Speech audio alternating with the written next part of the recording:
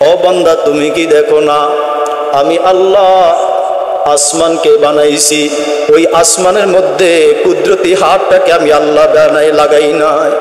আমি আল্লাহ জমিন বানিয়েছি, জমিনের মধ্যে কখনো কুদরতি হাত লাগাইলাম না। আসমান জমিন চন্দ্র সূর্য সব কিছুকে বানাইছি, কোথাও কিন্তু আমি আল্লাহর কুদরতি হাত লাগাইলাম না।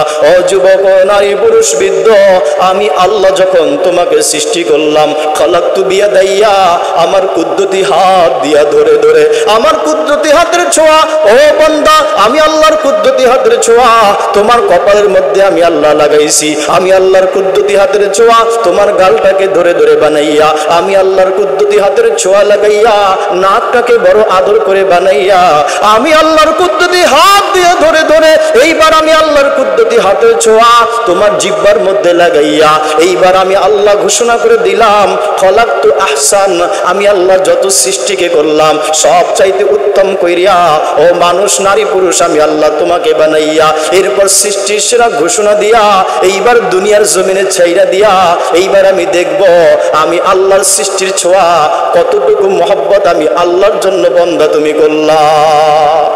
দেখো না, কোথাও সৃষ্টির হাত লাগাই নাই, কিন্তু তোমাকে যখন সৃষ্টি করছি এই কুদরতি হাতের ছোঁয়া বান্দা তোমার উপরে আমি ব্যবহার করছি। সুবহানাল্লাহ। ওই আল্লাহ হাত ছানি দিয়ে ডাকে, সব কিছু দেখে বুঝে, এরপরেও না দেখার ভান করে যিনি থাকেন তিনি কে? তিনিই হলেন আল্লাহ। এখন দিলের মধ্যে এমন হয় যে আমি তো পাপিষ্ট গুনাহগার বেশি, কিন্তু আল্লাহ এই দিকে না তাকায় না। আল্লাহর একজন নবী ছিলেন, নাম ছিল নূহ। কি নাম ভাই? নূহ আলাইহিস সালাতু ওয়াস সালাম। নূহ আলাইহিস সালামকে আল্লাহ বললেন, নূহ মাটি দিয়া কিছু পাতিলা বানাও। কি বানাতে বললেন ভাই? পাতিলা। আল্লাহ নবী নূহ আলাইহিস সালাম মাটি দিয়া পাতিলা বানাইছে। এবার বললেন এগুলোকে শুকাও। এরপরে রোদ্রের মধ্যে মাটির পাতিলাগুলো শুকাইতেছে। এরপর আল্লাহ বললেন, নূহ এগুলোকে বাড়ি মেরে ভেঙে ফেলো। এইবার নূহ আলাইহিস সালাম একটু ইতস্ত বোধ করতেছেন। আল্লাহ বললেন বানাতে বানালাম, শুকাইতে বললেন শুকাইলাম, এখন আবার বাড়ি মেরে ভাঙতে বলতেছেন, ব্যাপারটা তো বুঝলাম না। আল্লাহ বলতেছেন, ওহো তুমি বুঝো নাই তাই না? বলে না আল্লাহ। বলে নূহ বলছি ভাঙতে, ভাঙো। এই কাহিনী কেন ঘটলো? নূহ আলাইহিস সালাম আল্লাহ তাআলার কাছে দোয়া করতেছিলেন, মিনাল কাফিরিনা দাজ্জারা। হুজুর সাক্ষী, আল্লাহর কোরআন, আল্লাহ সব ধ্বংস করে দেন, একজনকেও চাইলেন না, ঘর বাড়িগুলোকে রাইখেন না, এদের দরকারই নাই, সব ধ্বংস করে দেন। যদি ধ্বংস করতেন আজকে আপনি আমার অস্তিত্ব থাকতো ভাই? থাকতো না। এবার আল্লাহ বলতেছেন, নূহ বলছি তুমি বানাও। মাটির পাতিলা বানানো শেষ, শুকানো শেষ, এবার ভাঙো। তো আল্লাহর হুকুম কি আর করার, ভাঙা ফেলছে আল্লাহ। এবার আল্লাহ তাআলা বলতেছেন, নূহ এই মাটির পাতিলাগুলো যখন বাড়ি দিছি না, এই মাটির পাতিলাগুলো চিৎকার দিছে? বলে না আল্লাহ, তা তো দেয় নাই। নূহ এই মাটির পাতিলাগুলো কি দৌড়ায় ভাগছিল? বলে না আল্লাহ, দৌড়ায় ভাগেও নাই। আল্লাহ বলতেছেন চিৎকারও দিল না, ভাগলো না। আর এদেরকে তো তুমি বানাইছো, এত মায়া, এত মোহাব্বত। যেই বান্দাগুলোকে আমি আল্লাহ কুদরতি হাতের ছোঁয়া লাগাইয়া বানাইলাম, এইবার নূহ তুমি বলো এদেরকে ধ্বংস করার জন্য তুমি বললা, আমি আল্লাহ যেই মানুষগুলো কুদরতি হাতের ছোঁয়া দিয়া বানাইলাম, আমি আল্লাহ এত আদর মায়া মোহব্বত করে যাদেরকে বানাইলাম, এদেরকে আমি কেমন কইরা জমিনের মধ্যে শেষ করে দিব? নূহ বলো, এরা তো আমার আদরের মাখলুক, এদেরকে কেমন করে সমূলে শেষ করে দিব? এইবার নূহ বলো। আল্লাহু আকবার, আল্লাহর ভালোবাসাটা কেমন! আল্লাহু আকবার। এখন দিলের মধ্যে ঘুরপাক খায়, আমি তো মানুষ সৃষ্টির সেরা হয়ে গেলাম, কিন্তু আমি এমন বড় না খানদান, আমি এমন বড় কপাল পোড়া, ওই আল্লাহর কাছে কেমন করে হাত তুলবো? আল্লাহর কাছে হাত তুললে বড় লজ্জা হয়। ভাই এইবার বলেন তো, স্কুল কলেজ ভার্সিটিতে আপনারা অনেকে সবাই কম বেশ লেখাপড়া করছেন, আল্লাহ সবার কি মেধা একরকম থাকে? স্কুলে সবাই কি এক নাম্বার হয়? শুরু থেকে শেষ পর্যন্ত আসে না? আল্লাহ এই যে আপনাদের পাশে উজির আলী স্কুল, বড় এক স্কুল আছে, অনেকেই লেখাপড়া করছে। আল্লাহ আল্লাহ আল্লাহ। ওই স্কুলের মধ্যে মাদ্রাসায়, কলেজ, ভার্সিটি কোনো জায়গায় সবাই একরকম মেধা থাকে না। কিন্তু একটা ছেলে, ওর নাম হলো ভোলা, একটু হাবা টাইপের মানুষ, কি বলেন, থাকে না? আমাদের মাদ্রাসাতেও থাকতো। ফেল করতে কষ্ট হয়ে যাইতো, ফেল করতেও কষ্ট হয়ে যাইতো। আল্লাহ, ওই হালাতটা কি! 33 আমাদের মাদ্রাসাতে 33-এ পাস হয়, স্কুলের কথা জানি না, ধরেন 30-এ পাস, 30-এ পাস ধরেন, 33-এ পাস। ওই ভোলা পাইছে মাত্র 30। কত ভাই? পাস 33-এ পাইছে কত? 30। পাস না ফেল ভাই? হ্যাঁ, যারা বলেন এরা কি বলে, পাস না ফেল ভাই? ফেল। আল্লাহ, এখন হেডমাস্টার বলে, যে আরবি পড়ায় ও বলে কি, ভোলা যদিও ফেল করছে ওর একটা গুণ ভালো আছে। বলে কি? বলে ও কারোর সাথে ঝগড়া করে না, হাবা মানুষ তো, একটা গুণ ভালো আছে, ওকে 1 নাম্বার দিয়ে দিছে। এখন কত হলো ভাই?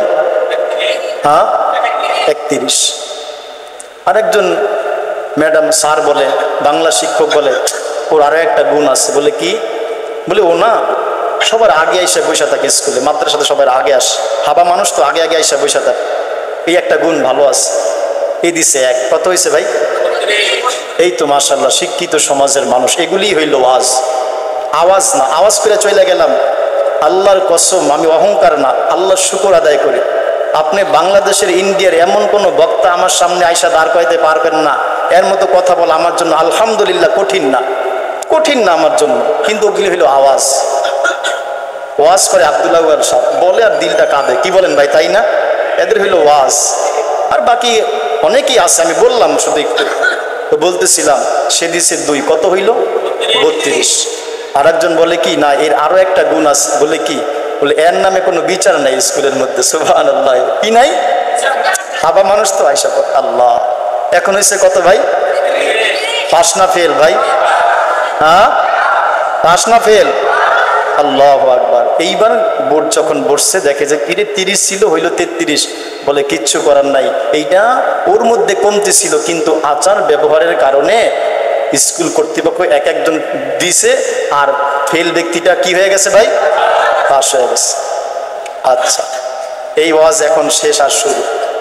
এখন বলেন তো, এই মহল্লার একটা ছেলে স্কুলে ভর্তি হয় না, কি হয় না ভাই? যুবক ভাই বলো, কি হয় না? ওকে কি দিয়ে পাশ করাইবে বলো ভাই? যুবক, এখন তুমি বলো। ওর তো এই লিস্টির মধ্যে নামই নাই। ওই ভোলা, ওই মগা সগা একটা মানুষ, সে তো স্কুলে ভর্তি আছে, এই জন্য এক এক এক এক দিয়ে পাশ হয়ে গেছে। কিন্তু যার লিস্টির মধ্যে নামটাই নাই, একে কি দিয়ে আপনারা পাশ করাইবেন বলেন? আল্লাহর কসম করে বলি যুবক, আল্লাহর বান্দা, নবীর উম্মত, ময়দানে মাহশারে এক একটা মানুষ যখন আমরা ধরা পড়ে যাব, আল্লাহু আকবার, ধরা যখন পড়তে দেরি, আমার রসুল, আপনার রসুল চোখে পানি নিয়ে কান্না করতে থাকবে, কান্না করতে থাকবে। আল্লাহু আকবার, পুলসিরাতের ওইখানে দৌড়াইবে যুবক, তোমার জন্য আমার জন্য দৌড়াইবে। ওই নবী আবার দৌড়াইয়া মিজানের ওইখানে চলে যাবে, আবার দৌড়াইয়া হাউসে কাউসারের ওখানে নবী দৌড়াইতে থাকবে, নবী দৌড়াইতে থাকবে। এক একটা উম্মতকে দেখবে 30 পাইছে, আর একটা উম্মত 27 পাইছে, আর একটা উম্মত 26 পাইছে, 25 পাইছে। এই উম্মত গুলোকে আল্লাহর রাসূল কান্না করে করে সুপারিশ করতে করতে করতে করতে 33 বানাইয়া আমলের পাল্লাটাকে ভারী বানাইয়া এইবার মালিকের কাছে সুপারিশ করবে, মাওলা আমার এই উম্মত 26 পায়া ধরা পড়ে গেছে, আল্লাহ তাকে মাফ করে দেন। আল্লাহু আকবার, আমার এই উম্মতটা মাত্র 25 পাইছে, আমার এই উম্মতটা মাত্র 31 পাইছে, 33-এ পাস। আল্লাহ, আল্লাহ তো এখনো ঝুঁকে নাই, আমি কি করব? আল্লাহু আকবার। এইবার আল্লাহ পাকের কুদরতের মধ্যে জোশ চলে আসবে, বলবে, বন্ধু আপনাকে আর কান্না করা লাগবে না। যেই উম্মত আমাকে আল্লাহ বলে স্বীকার করলো, আপনাকে রসুল বলে স্বীকার করলো, আমি আপনাকে নবী মানলো, আমি আল্লাহর সাথে কাউকে শিরিক করে নাই, কাউকে কারোর সাথে আমি আল্লাহকে অংশীদারিত্ব করে নাই, এই 2 গুণ যদি পাওয়া যায়, যদি এর মধ্যে নামাজের কমতি ছিল, কিন্তু এর দিলের মধ্যে শিরিক নাই, এর দিলের মধ্যে কাউকে অংশীদারিত্ব করে নাই, এই কারণে আমি আল্লাহ রব্বুল আলামিন, আমি আল্লাহ, বন্ধু আমার সাথে যেহেতু শিরিক নাই, আমার সাথে শিরিক না থাকার কারণে, ও বন্ধু, এই সমস্ত উম্মতের 26-25 ওয়ালাদেরকে আমি আল্লাহ এই শিরিক মুক্ত থাকার কারণে এদেরকে আমলের পাল্লা ভারী বানাইয়া, এদেরকে আমলের পাল্লা ঝুঁকাইয়া জান্নাতের অধিবাসী বানাইয়া আপনার সুপারিশ কবুল কইরিয়া আমি আল্লাহ এদেরকে চিরস্থায়ী জান্নাতের মধ্যে দাখিল করাইয়া দিলাম। ও যুবক ভাই, আজকে থেকে আল্লাহ তাআলার কাছে খাঁটি তওবা করো। আল্লাহ তাআলার কাছে তওবা করে, আল্লাহ তাআলার কাছে খাঁটি তওবা করে বলবা, মাওলা আপনার ঘর মসজিদে আমি সিজদা দিয়া ভর্তি হইতে পারি নাই, এতদিন বুঝি নাই মাওলা, আমি ভর্তি ছিলাম না, আমি তোমাকে উদ্যতে পায়ে সিজদা দেই নাই। ও আল্লাহ, আমি তোমাকে সিজদা দিতে পারি নাই, আমি তোমাকে সিজদা করতে পারি নাই। যদি আমার লিস্টির মধ্যে হাসরের ময়দানে সিজদার মধ্যে আমার লিস্টিটা নাম না থাকলো, আমার যদি মসজিদে আসা যাওয়ার নামটা না থাকলো, ও শিক্ষিত সমাজের যুবক ভাই, হাতে পায়ে হাত রেখে বলি, এইবার বলো, যদি লিস্টির মধ্যে নাম না থাকলো, হাসরের ময়দানে কেমন করে নবী তোমার জন্য সুপারিশ করবে? কেমন করে সুপারিশ? এই জন্য মসজিদের দিকে আজকে থেকে আসা শুরু করে দেই। আল্লাহ পাক আমাদেরকে সবাইকে মসজিদে এসে 5 ওয়াক্ত নামাজ জামাতে পড়ার তৌফিক দান করেন, আমিন। এই রজনীতে আল্লাহ সবাইকে আল্লাহ মাফ করে দেন। লি জামিই খালকিহি, ইবনে মাজাহ শরীফের হাদিস, আবু দাউদ শরীফের হাদিস, বুখারী শরীফের হাদিস আছে। এই লাইলাতুল বরাতে আল্লাহ সবাইকে মাফ করে দেয় ভালোভাবে। কাদেরকে ভাই? সবাইকে। বলেন না কাদেরকে? সবাইকে আল্লাহ মাফ করে দেন। কিন্তু আল্লাহ বলেন 2 শ্রেণীর মানুষকে আমি আল্লাহ রাত্রিতে ক্ষমা করি না। নাউজুবিল্লাহ। কয় শ্রেণীর মানুষ? এখন দেখেন এই 2 শ্রেণীর মধ্যে আপনার আমার লিস্টে আছে কিনা। যাদেরকে আল্লাহ ক্ষমা করে দেয়, সবাইকে ক্ষমা করে। আল্লাহ বলেন এই মুবারক রাত্রিতেও 2 দলকে আমি আল্লাহ ক্ষমা করি না। 1 নাম্বার, যে শিরিক করে ফেলছে আল্লাহ তাকে ক্ষমা করে না। নাউজুবিল্লাহ মিন যালিক। এই জন্য আমরা সবাই বলি, আল্লাহ, ইয়া আল্লাহ, জেনে হোক না জেনে হোক, বুঝে হোক না বুঝে হোক, যদিও কোনো শিরিক করে ফেলেছি, আল্লাহ তুমি ঘোষণা দিয়েছো মুশরিককে মাফ করো না। আল্লাহ, ইয়া আল্লাহ, তোমার ঘর মসজিদে বসে তওবা করতেছি আল্লাহ, ইস্তিগফার করতেছি আল্লাহ, আমাদের সব গুনাহ মাফ করো আল্লাহ, শিরিকের গুনাহ মাফ করো আল্লাহ, বিদআতের গুনাহ মাফ করো আল্লাহ। তওবা করলাম, ইস্তিগফার করলাম। আল্লাহ, যদিও বুঝে না বুঝে, ইচ্ছায় অনিচ্ছায় শিরিকের মতো গুনাহ করে ফেলছি, আল্লাহ তুমি তো আজকে রাত্রি এদেরকে মাফ করবা না। এই যে তওবা করলাম, ইস্তিগফার করলাম। 2 নাম্বার হলো, হাদিসের শব্দ হলো মুশাহিন, অর্থাৎ বিদ্বেষকারী। কি কারী ভাই? বিদ্বেষকারী, হিংসাকারী। এদেরকে আল্লাহ রাত্রিতে ক্ষমা করেন না। নাউজুবিল্লাহ মিন যালিক। আমি যদি কারোর সাথে বিদ্বেষ করলাম, কারোর সাথে হিংসা করলাম, এই রাত্রিতেও আল্লাহ তাদেরকে ক্ষমা করেন না। ইনশাআল্লাহ আমরা এই মসজিদে যারা উপস্থিত আছি ভাই, আমি চিল্লাচিল্লি করে চলে গেলাম, আপনিও চলে গেলেন, আমিও চলে গেলাম, কিন্তু আমার কি কাজে লাগলো যদি আমি ক্ষমার লিস্টির মধ্যে না পড়লাম? এই জন্য বলেন আলহামদুলিল্লাহ। আল্লাহ, তোমাকে সাক্ষী রেখে বলতেছি, আজকে আমার দিলের মধ্যে কারোর জন্য বিদ্বেষ নাই। আল্লাহ তুমি সাক্ষী থাকো। নামান বাস, আমরা এই 2 পরোয়ানা থেকে মুক্তি পেয়ে গেলাম। কেননা আল্লাহ বলেন তওবা করো, ইস্তিগফার করো, বলো, অনুতপ্ত হও, আমি আল্লাহ তোমার জিন্দেগি সব গুনাহ মাফ করে দিব। সুবহানাল্লাহ। আল্লাহ এই যে ক্ষমা করে দিলেন না একজন আরেকজনকে, লাভ কি? আল্লাহু আকবার। এখন আসমানের ফেরেশতাদের সাথে আল্লাহর আলোচনা শুরু হয়ে গেছে। আল্লাহ এদেরকে মাফ করে দিলেন? বলে হ্যাঁ। বলে এই তো একজন আরেকজনকে মাফ করে দিছে। যখন একজন আরেকজনকে মাফ করে দেয় না, তখন আল্লাহ বলেন গফফার তো আমি আল্লাহ ক্ষমা করি। আমি ক্ষমা করার গুণ যেহেতু এই বন্দার মধ্যে চলে আসছে, ও যেহেতু ক্ষমা করে দিছে এক ভাই আরেক ভাইকে, আমি আল্লাহ যে ক্ষমা করে দিল একে আমি আল্লাহ ক্ষমা করে দিলাম। সুবহানাল্লাহ। লাভ না ক্ষতি ভাই? এই জন্য মনের মধ্যে কারোর জন্য বিদ্বেষ রাখবো না। ঠিক আছে তো ভাই? ইনশাআল্লাহ আল্লাহ আমাদের সবাইকে এই 2 রোগ থেকে হেফাজত করেন, আমিন।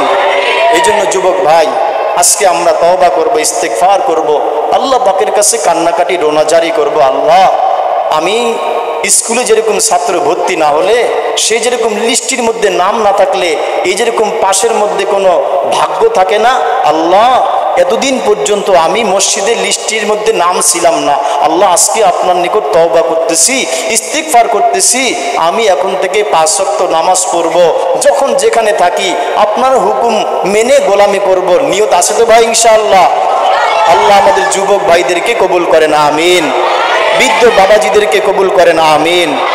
এখন আসেন, আমি যেহেতু আল্লাহ পাকের কাছে তওবা করব, ইস্তিগফার করব, এই তওবার জন্য আল্লাহ পাকের কাছে দিলটাকে একটু নরম করে দিতে হয়।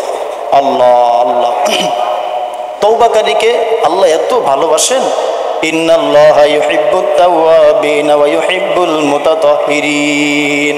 আল্লাহ বলেন, গোলাম জানো তওবাকারীকে আমি আল্লাহ এমন ভালোবাসি, এমন ভালোবাসি। বুখারী শরীফের একটা হাদিস আসছে তওবার ব্যাপারে, বলে কেমন তওবা? এক ব্যক্তি 99টা খুন করে ফেলছে। কয়টা ভাই? কয়টা? এরপর একজনকে আইসা 98টা খুন করার পরে একজনকে আইসা বলতেছে, ধরেন আমার মতো একজন মগা টগা হুজুর আসিয়া বলে, হুজুর আমি একটা অন্যায় করে ফেলছি, পাপ করে ফেলছি। কি করছো বলো?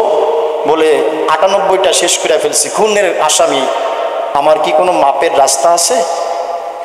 আমার মতন পুরা মুরা হুজুর তো বলে 98টা খুন, দেখেন না সমাজে অনেক মানুষ আছে একটু অন্যায় করে ফেলছে, বলে তোমার তো আর কোনো উপায় নাই, মনে হয় হিদায়াতের জিম্মাদারিটা সে নিয়ে নিছে, মানুষকে কখনো নৈরাশ করতে নাই।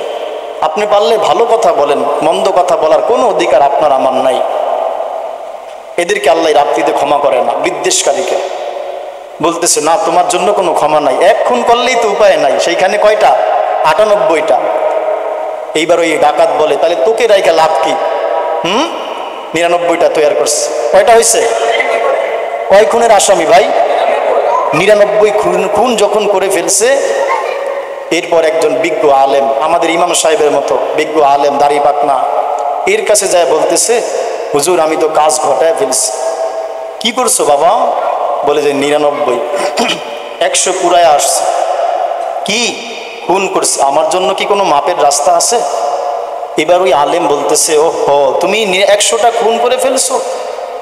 বলে আমার আল্লাহ হলেন গফুর গফফার, সুবহানাল্লাহ ওয়া বিহামদিহি। তুমি 99টা পুরা করছো, অমুক জায়গায় আব্দুল আউয়াল সাহেব আছে, আল্লাহওয়ালা মানুষ আছে, এখন নূরবাগ থেকে রওনা দাও, হাজিপাড়া মাদ্রাসাতে যাও, দেখবা এর কাছে গেলে তোমাকে একটা রাস্তা বাতায় দিবে, পথ বাতায় দিবে। 99 100 খুন করছো, এটা কিচ্ছু আসে আর যায় না। ওই আল্লাহর বান্দা ইমাম সাহেবের কথা শুনে নূরবাগ থেকে, এই মহল্লা থেকে রওনা করছে, কোথায় যাবে? হাজিপাড়া। কোথায় যাবে ভাই? হাজিপাড়া। হাদিসের শব্দ শুনাইতেছে। আল্লাহর বান্দা বের হইয়া বাংলা বাজার পর্যন্ত গেছে। বাংলা বাজার পর্যন্ত যাওয়ার পরে এখন শিক্ষিত সমাজের মানুষ বলেন তো, বেশি গেছে না কম গেছে? হ্যাঁ, অল্প একটু পথ গেছে। আল্লাহ, যখন এই বাংলা বাজার পর্যন্ত গেছে, নিয়ত কি? তওবা করবে, ইস্তিগফার করবে, গুনার জন্য ক্ষমা চাবে। বাংলা বাজার পর্যন্ত যাওয়ার পরে এর মৃত্যু হয়ে গেছে। কি হয়ে গেছে ভাই? মৃত্যু হয়ে গেছে। মৃত্যু যখন হয়ে গেছে, আল্লাহ, এইবার 2 দল ফেরেশতারা চলে আসছে। কয় দল? 2 দল। জাহান্নামের ফেরেশতারা আসছে, জান্নাতের ফেরেশতারাও আসছে। সুবহানাল্লাহ ওয়া বিহামদিহি। 2 দল ফেরেশতা আসিয়া যুক্তি শুরু করে দিচ্ছে। জাহান্নামের ফেরেশতারা বলে, এ তো 100 খুনের আসামি, এর আবার জান্নাত কিসের? আমরা এই রূহটাকে নিয়ে যাব। জান্নাতের ফেরেশতারা বলে, না, সে তো তওবার জন্য রাস্তা ধরছে, এর মধ্যে তার মৃত্যু হয়ে গেছে, এই জন্য আমরা জানটাকে নিয়ে নিব। 2 দল ফেরেশতারা আল্লাহর কাছে চলে গেছে, বলে আল্লাহ সমাধান আপনি দেন, আমরা কি করব? আল্লাহ, এইবার বুঝে থাকলে একটু আবার বলেন তো। জাহান্নামের ফেরেশতারাও জান নিবে, যুক্তি কি? 100 খুনের মার্ডার কেসের আসামি। আর যারা জান্নাতের ফেরেশতারা, ওদের যুক্তি কি? তওবার জন্য যাইতেছে, আল্লাহ পাক এই জন্য তাকে ক্ষমা করতে পারেন, আমরা জানটাকে নিব। গেছে বাংলা বাজার পর্যন্ত। এইবার আবার একটু কষ্ট করে বলেন তো, বেশি না কম? কম পথ গেছে। আল্লাহ, হ্যাঁ অল্প, এই জিনিসই অল্প, কালেকশন তো শেষ তো এই জন্য। সব শেষ না, এখন পাবলিকের জন্য অল্প। এই আমি এরকম হুজুর না, আমার বদ্ধ করে করুক, বসো ইনশাআল্লাহ। বাংলা বাজার পর্যন্ত যখন গেছে, বেশি না কম ভাই? কম। আল্লাহ বলেন, ও তোমার যুক্তি এই, তোমার যুক্তি এই, এইবার একটা আল্লাহ স্কেল দিছেন, ফিতা দিছেন, দেখো তো নূরবাগ থেকে যদি বাংলা বাজার এই রাস্তাটা যদি কম হয় তাহলে জাহান্নামের ফেরেশতারা জানটাকে নিয়ে নিবা, কারণ পথ কম এই জন্য। আর যে তওবার জন্য গেছে, ইস্তেগফার করার জন্য ছুটছে, ওই জায়গাটা যদি বেশি হয় তাহলে জান্নাতের ফেরেশতারা নিয়ে যাবা। আসলে ওই ব্যক্তির কপালটা কি ভালো না খারাপ? খারাপ, কম পথ গেছে, তাই না? আল্লাহ, ফেরেশতারা যখন মাপার জন্য আসছে, আল্লাহ আমার আল্লাহ ডাক দিয়ে জমিনকে বলতেছেন, জমিন একটু কথা শোন, আমার বান্দা 100 খুনের আসামি হইয়া, 100 মার্ডার কেসের আসামি হইয়া আমি আল্লাহর ভয়, আমি আল্লাহর ডর ওর দিলের মধ্যে ঢুকে গেছে। এই জন্য ওই যে হাজিপাড়া জায়গার মধ্যে তওবা করার জন্য এইখান থেকে ছুটছে, ইতিমধ্যে আমি আল্লাহর জানটাকে নিয়ে নিছি। ফেরেশতারা জমিন তোমার কাছে আসবে, তোমাকে মাপ দিবে, তোমাকে স্কেল দিয়া ফিতা দিয়া মাপ দিবে। এই জমিন শোনো, আমার এই বান্দা নিয়ত করছে, তওবা করছে, ভালো হয়ে যাবে, কিন্তু এর মধ্যে তার হায়াত শেষ, এর মধ্যে তার জীবনটাকে খতম করে দিছি আমি আল্লাহ। ও জমিন, আমি তোমাকে হুকুম করতেছি, ফেরেশতারা তোমরা যখন বাংলা বাজার থেকে নূরবাগে এই জমিনটাকে মাপ দিবা, তখন জমিন আমার বান্দার জন্য তুমি একটু লম্বা হয়ে যাইও। ওদিকের জমিনকে আল্লাহ বলতেছেন, জমিন শোনো, ইন্নাল্লাহা আলিমুম বিযাতিস সুদূর। দুনিয়ার কেউ জানে না, নারী জানে না, পুরুষ জানে না, দলের কোনো নেতা জানে না, স্ত্রী স্বামী জানে না, আমি আল্লাহ দিলের খবর জানি। এই ব্যক্তি 100 খুন করতে পারে, কিন্তু ওর দিলের মধ্যে ছিল তওবা করবে, ইস্তেগফার করবে। ও জমিন, বাংলা বাজারের জমিন, হাজিপাড়ার জমিন, বুখারী শরীফের হাদিস শুনাইতেছে আল্লাহর কসম। এইবার ওই জমিনকে আল্লাহ বলতেছেন, জমিন ফেরেশতারা তোকে যখন মাপ দিবে, আমি আল্লাহর হুকুম করলাম, ও জমিন তুমি একটু খাটো হইয়া যাইবা। জমিন কি আল্লাহর কথা শুনে না? হ্যাঁ শুনে। ফেরেশতারা মাপ দিতে আসছে, পুরাই কেরাবেরা লেগে গেছে, বলে আল্লাহ এই যেখান থেকে শুরু করছে তওবার জায়গাটা বড়। আল্লাহ বলেন, আচ্ছা যেহেতু বড়, আমি আল্লাহ তোমাদেরকে হুকুম করতেছি, এই 100 খুনের মার্ডার কেসের আসামির জানটাকে জান্নাতের ফেরেশতারা নিয়ে যাও, তোমরা নিয়ে যাও। কিসের কারণে ভাই? তওবা ইস্তেগফার করার কারণে। এই জন্য আমরাও আসেন তওবা করব, ইস্তেগফার করব, আল্লাহ তাআলার কাছে রোনা জারি করব, কান্নাকাটি করব। বলে কান্নাকাটি কেন করব? যে আল্লাহ আমাদেরকে মাফ করেন, ক্ষমা করেন, দয়া করেন। এই জন্য আল্লাহ তাআলার কাছে আমরা আজকে প্রাণ ভরে কান্নাকাটি করব। গুরুত্বপূর্ণ একটা কথা হলো ভাই, জুমার সময় আমি আপনাদের কাছে ওয়াদা করেছিলাম, আজকে কিছু যেগুলির সমাধান আমরা আজ পর্যন্ত পাই নাই, আজকে সেই সমাধানের কথা বলবো।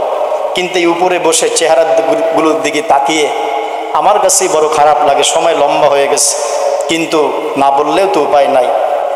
আল্লাহর বান্দা, নবীর উম্মত, আজকে আমরা সবাই তো কম বেশি নফল নামাজ করব, কি বলেন পড়বো না? সবাই নিয়ত আছে পড়ব, কিন্তু সবে মেরাজে একটু আলোচনা করছিলাম, এরকম ঘরোয়াভাবে, এরকম আনুষ্ঠানিকভাবে না। আল্লাহ, নফল নামাজ যেহেতু করব, নফল নামাজ যদি পড়ি আমার ফায়দা লাভটা কি? হাসরের ময়দানে আমাদের নামাজের ঘাটতি আছে না নাই ভাই? আমার আছে, আপনাদের না থাকতে পারে, কিন্তু আলহামদুলিল্লাহ আমার কাজা নামাজ নাই, আলহামদুলিল্লাহ, আল্লাহর শুকর। হাসরের ময়দানে যখন নামাজগুলোকে মাপ দেওয়া হবে, পাল্লার মধ্যে মাপ দেওয়া হবে, ফেরেশতারা অভিযোগ করে বলবে, আল্লাহ এই ব্যক্তি নামাজের ঘাটতি আছে, একে জাহান্নাম দেওয়া ছাড়া উপায় নাই। আল্লাহ, ওই দিন আমার মাওলা পাক ডাক দিয়া বলবেন, ফেরেশতারা ফয়সালা দেয়ার তুমি কে? আমার বান্দার ফরজের মধ্যে ঘাটতি পাইয়া গেছো, তাই না? আমার বান্দার নফলগুলোকে তালাশ করো, এই নফলগুলোকে ফরজের সাথে মাপ দিয়া পাল্লাটাকে ঝুঁকাইয়া আমার বান্দাকে তুমি ক্ষমার ব্যবস্থা করো। নফল লাভ আছে না নাই? আছে। এইটা বললাম এই জন্য আমার উপরে যেন কোনো অভিযোগ না আসে। সামনে যেই কথাটা বলবো সেটা কি, দুইটা পাল্লার মধ্যে, একটা পাল্লার মধ্যে যদি মুসুরির ডাল রাখা হয়, কি ডাল ভাই? মুসুরির ডাল চিনিন এমন কেউ আছে ভাই? একটা পাল্লার মধ্যে যদি মুসুরির ডাল রাখা হয়, এইটা হইল নফল নামাজ। কি নামাজ ভাই? নফল নামাজ। আর একটা পাল্লার মধ্যে যদি পুরা দেওবকটাকে উঠায় দেওয়া হয়, বলেন তো কেমন ভারী হবে? একটু অনুমান তো আছে, তাই না? এইটা হইল ফরজ নামাজ। সুবহানাল্লাহ ওয়া বিহামদিহি। এখন যদি ওই পাল্লার মধ্যে এক পাল্লায় মুসুরি একটা ডাল, আর এক পাল্লার মধ্যে একটা ইউনিয়নকে উঠাই দিল, কাশীপুর ইউনিয়ন, কাশীপুর ইউনিয়নও ছোট, যদি একটা থানাকে উঠায় দিল, ভাই কথাগুলো বুঝতেছেন? এইটা হলো আসল কথা। একটা পাল্লার মধ্যে পুরা কাশীপুরকে উঠায় দিল, পুরা থানা ফতুল্লাহকে উঠায় দিল, পুরা জেলা নারায়ণগঞ্জকে উঠায় দিল। আল্লাহর কসম, এই মুসুরি ডাল এইটা হইল নফল ইবাদত, নফল নামাজ। আর ওই পাল্লার মধ্যে পুরা নারায়ণগঞ্জটা যত ভারী, এইটা হইল কাজা নামাজ। সুবহানাল্লাহি ওয়া বিহামদিহি। এইটা হইল কি নামাজ ভাই? কাজা নামাজ। এখন আপনি তো সারা রাত্র নামাজ পড়বেন, সবাই যাকেই জিজ্ঞাসা করি বলে হুজুর নফল পড়তেছি, নফল পড়তেছি, নফল পড়ি, বলে না ভাই?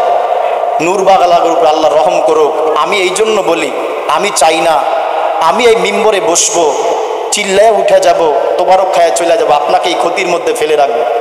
আপনি যদি এই রাত্রে নফল নামাজ আদায় না করে যদি আপনি ফরজগুলি আদায় করেন, কি নামাজ ভাই? ফরজগুলি আদায় করেন, ফরজ নামাজের সাথে নফলের কোনো তুলনাই চলে না। এই জন্য আমি আমার সমস্ত আত্মীয় স্বজনকে প্রতি সিজনে আমি ফোন করে বলি, এদের সাথে কথা বলি, আপনারা নফল পড়বেন না, ফরজ কাজাগুলি পড়বেন। পিছনে কাজা নামাজ আমাদের আসে না ভাই? কি বলেন, আসে না?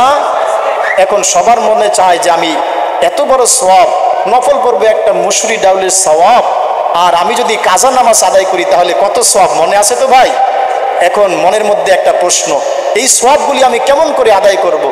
ইসলাম অনেক সুন্দর ভাই, সময় অনুমতি দেয় না, নয়তো খুলে খুলে কথাগুলি বলতাম।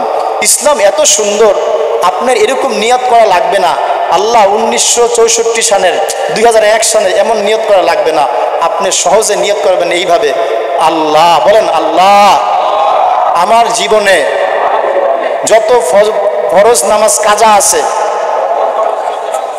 শুরু ফরজ ফজরের নামাজ আদায় করতেছি, আল্লাহু আকবার। আপনি নিয়ত করবেন সহজে এইভাবে, আল্লাহ আমার জীবনে যত মা বোনদেরকে উদ্দেশ্য করে বলি, সবার জন্য এক মাসআলা, আল্লাহ আমার জীবনে যত কাজা নামাজ আছে আমি শুরু ফজরের নামাজ আদায় করতেছি, আল্লাহু আকবার।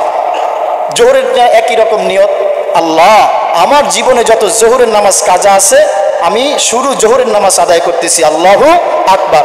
এবার আপনারা আসরেরটা বলেন তো, আল্লাহ আমার জীবনে যত আসরের নামাজ কাজা আছে আমি আদায় করতেছি, আল্লাহু আকবার। আল্লাহ আমার জীবনে যত মাগরিবের নামাজ কাজা আছে শুরু মাগরিবের নামাজ আদায় করতেছি, আল্লাহু আকবার। আল্লাহ আমার জীবনে যত ইশারের নামাজ কাজা রয়েছে আল্লাহ ইশারের নামাজ আদায় করতেছি, আল্লাহু আকবার। নিয়তটা সবার মনে থাকবে না ইনশাআল্লাহ? সহজ একটা নিয়ত, পিঠের মধ্যে মিটার থাকবে না যে কে কোন কত বছরের নামাজ পড়তেছে, আছে মিটার ভাই? মিটার নাই। এই নামাজগুলোকে যদি আদায় করলাম, বলে কেন এত লম্বা করলেন কথাগুলোকে? ভাই আপনাদের উপরে রহম করার জন্য। আপনি যদি নামাজ পড়তেন সারা রাত্র কষ্ট করে, একটা মুসরির সমান ডাউলের সমান সওয়াব পাইতেন। কিন্তু এই মাসালা অনুযায়ী যে ফরজ কাজা নামাজগুলি আদায় করবে সে পাবে একটা জেলার সমান সওয়াব। সুবহানাল্লাহ। 2 নম্বর কথা হলো, এই নফল নামাজের জন্য আল্লাহ একদিনও জিজ্ঞাসা করবে না, এদিকে আস, কেন সবে বরাতে নামাজ পড়লি না, এবার পিটান খা, বলবে? কিন্তু এইবার শিক্ষিত সমাজের মানুষ, আপনারা বলেন তো, ফরজ নামাজের জন্য ধরবে না? তাহলে যেটা সওয়াব বেশি, যেটার জন্য আমাকে বাধা হবে, পালিশন দেওয়া হবে, এইটা আমার খবর নাই, তাহলে আমি কিসের পিছনে ছুটলাম মুসলমান? এইবার আসেন 3 নম্বর কথা হলো, এই নামাজগুলোকে যখন সময় পাওয়া যায় আদায় করা যায়। যেমন ধরেন আপনি জোহরের সময় মসজিদে ঢুকছেন 1টা বাজে, কয়টায় ভাই? 1টায়। 1 ঘন্টার কথা আমি 5 মিনিটে কাট করে বলতেছি, সময় অনুমতি দেয় না। এই জন্য ধরেন আপনি জোহরের সময় মসজিদে 1টা বাজে ঢুকছেন, এরপর জোহরের সুন্নত আদায় করছেন 5 মিনিট, এখনো দেখেন হাতে আছে সময় 10 মিনিট। এখন নিয়ত করলেন, আল্লাহ আমার জীবনে তো অনেক কাজা নামাজ আমি এখন আসর পরে রাখছিলাম, এখন জোহরের নামাজ আদায় করতেছি, আল্লাহু আকবার। জোহরের নামাজ আদায় হয়ে গেল। ভাই মুরব্বীরা কথাগুলো বুঝতেছেন? জোহরের নামাজ আদায় হয়ে গেল। এরপর দেখেন যে আরো 5 মিনিট আছে। জোহরের পরে কোন নামাজ ভাই? আসরের নামাজ। এরপর বললেন, ও আরো তো 5 মিনিট আছে জামাতের, আল্লাহ আমি আমার জীবনের আসরের কাজা নামাজ আদায় করতেছি, আল্লাহু আকবার। এইটা বললাম এই জন্য, যখন আপনি সময় পান তখনই কাজাগুলো নামাজ আদায় করলে আদায় হয়ে যাবে। সওয়াব বেশি, পালিশন থেকেও আপনি মুক্তি পেয়ে গেলেন, রেহাই পেয়ে গেলেন। ভাই এই যে ভাঙ্গা ভাঙ্গা কথাগুলো বললাম, টান নাই সুর নাই, বুঝে আসছে ভাই? হ্যাঁ, সকলের বুঝে আসছে? এখন সারা রাত্র কি ওই মূর্খ মানুষের মতো নফল ইবাদত করবেন না কাজা নামাজ আদায় করবেন ভাই? যার যতটুকু সমর্থ নয় কাজা নামাজ আদায় করুন। এরপর আমরা সাহারি খেয়ে, রাত্রিবেলা সাহারি খেয়ে আমরা রোজা রাখবো তো ভাই ইনশাআল্লাহ? সুন্নত নামাজের কোনো কাজা নাই, সুন্নতের কোনো কাজা নাই। তবে বিতরের নামাজটা কাজা করতে হয়। আগে ফরজগুলি আদায় করেন, এখন মনের মধ্যে আরেকটা প্রশ্ন, আমি যে নামাজ আদায় করব, আমার নামাজ কবে শেষ হয়েছে বুঝবো কিভাবে? ডাক্তারের কাছে থার্মোমিটার আছে? নাই। তাহলে বুঝবেন কিভাবে? মাসআলা হলো, আপনি যুবক, বৃদ্ধ, নারী, পুরুষ সকলে পিছনের কাজা নামাজ যখনই সময় পায় আদায় করতে থাকবে। যখন তার দিল সাক্ষ্য দিবে, আমি তো 5 বছর ধরে নামাজ পড়ি না, এই আজকে মনে হয় আমার নামাজগুলি আদায় শেষ হলো, যখন তার দিল সাক্ষী দিবে ওই দিন তার কাজা নামাজগুলো আদায় হয়ে যাবে। আল্লাহ আমাদের সবাইকে বুঝার, আমল করার তৌফিক দান করেন, আমিন। বিতরের নামাজ ফরজগুলো আদায় করতে করতে করতে এরপরে বিতরেটা আপনি আদায় করতে পারেন। অনেকে আছে 5 ওয়াক্ত নামাজের সাথে 5 ওয়াক্ত পড়ে নেয়, আছে না? আপনারা এরকম আদায় করতে পারেন, সুন্নতের কোনো কাজা নাই। এই যে ভাঙ্গা ভাঙ্গা কথাগুলো বললাম, আল্লাহ ফজরের নিয়ত, আল্লাহ আমার জীবনে ফজরের যত কাজা আছে শুরুটা আদায় করতেছি, আল্লাহু আকবার। প্রত্যেকবার শুরু শব্দটা ব্যবহার করবেন, কেন আমার নামাজগুলো ফাইলের মতো রাখা আছে, যখনই শুরু বললাম ওইটা শেষ, আবার এটা কি শুরু, তাই না ভাই? আল্লাহ আমাদের সবাইকে কথাগুলো বুঝা এবং আমল করা তৌফিক দান করেন, আমিন। এইবার আসেন আল্লাহ পাকের কাছে, যেহেতু আল্লাহ আমাকে ক্ষমা করবেন, আজকে ডাকতেছেন, দুয়ার খুলে ডাকতেছেন, ওই মালিকের কাছে ক্ষমা চাইব। সবাই রাজি আছি তো ভাই ইনশাআল্লাহ? বলে ওই মালিককে এতদিন আমি আপনি চিনি নাই, এতদিন মালিককে আল্লাহকে না চিনার কারণে আমার দিলের মধ্যে একটা ঝংকার পড়ে গেছে, দিলের মধ্যে একটা বাধা পড়ে গেছে। আল্লাহ আল্লাহ আল্লাহ বলে কেমন বাধা? ট্রেন থেকে নামতেছে, বিদেশ থেকে বাবা আসতেছে, মা পাঠায় দিচ্ছে, বলতেছে বাবা যাও, আজকে 20 বছর পরে তোমার বাবা আসতেছে, এয়ারপোর্ট থেকে নামায়া নিয়ে আস। আল্লাহ। সন্তান বলে মা 20 বছর আমিও বাবাকে চিনি না, বাবাও আমাকে চিনে না, বলে তোমার চাচাকে নিয়ে যাও। চাচাকে নিয়ে গেছে, চাচা আর ভাতিজা স্টেশনে দাঁড়ায় আছে। এমন মুহূর্তে একজন একজন করে নামতেছে। হঠাৎ করে এখন চাচা বলতেছে ভাতিজা, ভাতিজা বলতেছে চাচা, চাচা বলতেছে যে ভাতিজা আমার একটু পেশাবের ব্যাগ হয়েছে, তুমি দাঁড়াও আমি একটু আসতেছি। চাচা গেছে পেশাব সারতে। এই মুহূর্তে বৃদ্ধ এক একজন করে নামতেছে। একজন বৃদ্ধ ব্যক্তি, মাথার মধ্যে সুটকেস, হাতের মধ্যে ব্যাগ, ওই সন্তানকে 20 বছর সন্তান, তাকে বলতেছে বাবা আমার ব্রিফকেসটা একটু আগায় দিবা।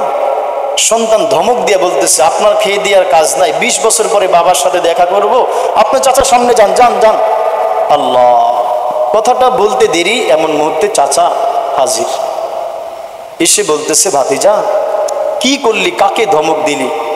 যেই বাবার জন্য 20 বছর অপেক্ষা করলি এইটাই হইল তোর বাবা, যাকে ধমক লাগায় দিলি এইটাই তোর বাবা। সন্তান এইবার বলতেছে আব্বা 20 বছর পরে আমি আপনাকে চিনতে পারি নাই, আমার যে একজন বাবা আছে আমি এইটা জানি, কিন্তু চিনতে পারি নাই বাবা। ও আল্লাহর বান্দা নবীর উম্মতগণ, আমাদের একজন আল্লাহ আছে, আমরা এতদিন চিনতে পারি নাই। সন্তান যেমন বাবাকে না চিনিয়া ধমক দিলে বাবার দিলের মধ্যে কোনো কষ্ট যায় না। আল্লাহর কসম নূরবাগের মুসলমান, ওই আল্লাহ বাবার চাইতে বড় দয়া করনেওয়ালা, আল্লাহ বাবার চাইতে বড় রহম করনেওয়ালা। এইবার বাবাকে যখন বলে বাবা এতদিন চিনতে পারি নাই, আজকে যখন আপনার পরিচয় পেয়ে গেলাম, আব্বা আপনার একটা ব্যাগ না, আপনাকে কাঁধে নিব, ব্যাগগুলোকে আমি মাথায় নিয়া এরপরে আমি সন্তান বাড়িতে যাইব। আমি আপনার পায়ে ধরলাম, আমাকে আব্বা আপনি দিল থেকে ক্ষমা করে দেন। সন্তান যখন বাবার পায়ের মধ্যে ধরে, বাবা এইবার সন্তানের কলিজার টুকরা সন্তানকে পা থেকে উঠাইয়া বুকের সাথে জড়াইয়া ধরিয়া বলে ও বাবা তোর জন্য আমি এতটা জীবন শেষ করে দিলাম। সন্তানের জায়গা পায়ে না, সন্তানের জায়গা হইল বাবার বুকে। আল্লাহ রাব্বুল আলামিনের যেই গোলাম এই রাত্রির মধ্যে বলবে মাওলা সন্তান যেমন বাবাকে চিনে নাই, ও আল্লাহ আমিও তোমাকে চিনি নাই, আমিও তোমাকে না চিনিয়া কত ফজর জোহর আসর মাগরিব এশা কাজা করে ফেলছি। আল্লাহ আজকে তোমাকে চিনলাম, তোমাকে বুঝলাম, ও আল্লাহ তুমিও আমাকে ক্ষমা করে দাও। আল্লাহ পাকের কাছে ক্ষমা চাইতে দেরি, আল্লাহর কসম আমার আল্লাহ ওই বান্দা বান্দিকে ক্ষমা করতে 1 সেকেন্ড দেরি করে না। ওই আল্লাহকে আমরা এতদিন চিনি নাই, আজকে যেহেতু চিনলাম বুঝলাম, ইনশাআল্লাহ সন্তানকে যেমন ক্ষমা করে দেয় আল্লাহ আমাদেরকে ক্ষমা করে দিবেন। আল্লাহ আমাদের সবাইকে যেই কথাগুলো বলা হলো বলনেওয়ালা শুননেওয়ালা সকলকে সহিভাবে আমল করার তৌফিক দান করেন, আমিন। ওয়া আখির দাওয়ানা আনিল হামদুলিল্লাহি রাব্বিল আলামিন।